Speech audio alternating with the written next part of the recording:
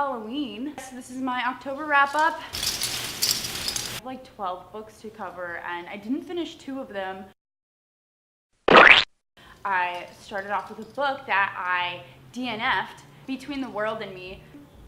I guess I tried to like this book. I don't know. I don't think I tried to like it that hard. It was really ranty and it was hard for me to get into, and it was very academic and kind of boring and repetitive, and I didn't really like it. So I put this book up and on Bookstagram, and a lot of people were telling me that the reason that I didn't like it was because, or like that I should give it a shot listening to it in the audio forum, and that the author is like very smart and I should watch some interviews. It's really not one to give things like a second chance. Like if I don't like it, I don't like it, and there's like so much other stuff in the world that I do like. Book I read /3/4/5 were I started like the Harry Potter series, and I was doing like daily vlogs on that. So I'll like link those below if you're interested in like a more in-depth insight of what I thought about them. So the first one I really liked. I've actually seen the first movie, so I really liked it, and I liked the introduction to the world, and I liked the Dursleys. Am I saying that right? Dursleys. The Dursleys. I really liked their role in it. The second one, Chamber of Secrets, I thought it was pretty repetitive and kind of slow. I give that one 3 stars. I give Sorcerer's Stone 4 stars.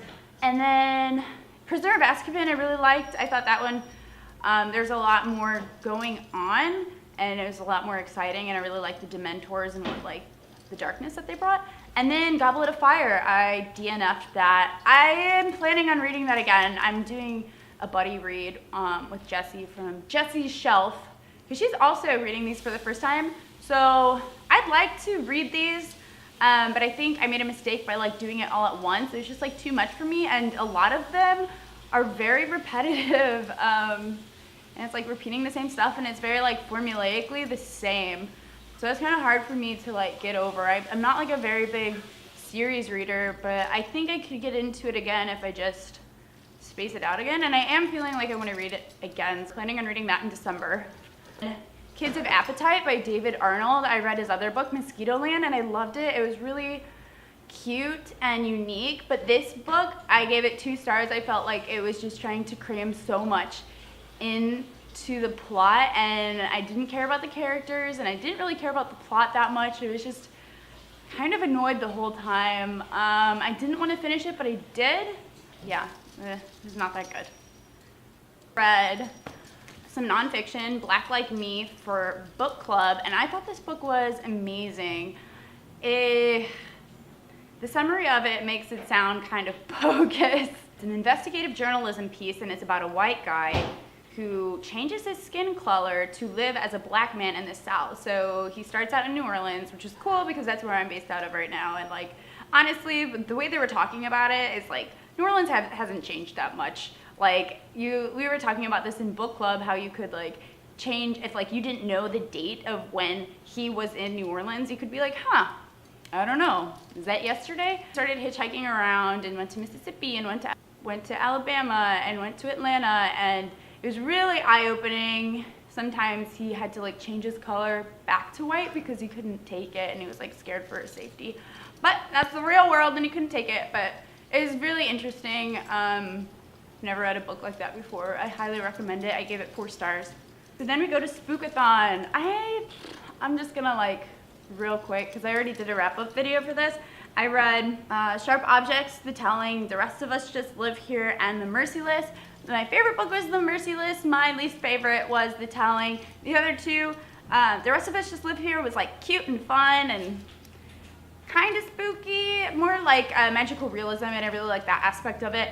Sharp Objects, Gillian Flynn's cool. I'll read other books of her sometime. I don't know when, because it wasn't like, oh my god, this is amazing. But it was okay. It was like alright enough. And then the last book I read was The Mothers, and I gave this 3 stars. I think it was really overhyped. The writing's good, which I can excuse a lot if the writing's good. And the writing was good, but the plot line that connected everything was not working for me. It was a very loose thread, and I didn't think it was believable, and the ending was like very dramatic that maybe could have like happened in the 50s, but it was set in present time, so it's really hard for me to believe that. Yeah, so I'm doing NaNoWriMo this, I guess tomorrow. I've been writing, I guess, every day for the past weekish or so, maybe 5 days, I don't know. I guess it's already started for me, but I still want to be reading. I was planning on not reading, and then it was like, I need to read. It's like it, you know? It's kind of like a reward after writing.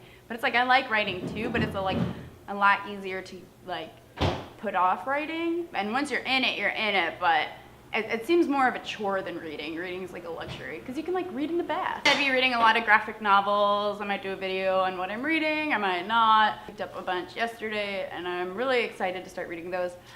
That's all I got for you today. I just want to keep it like short and sweet and quick. Take it easy. You're watching The Bait Book. Ciao.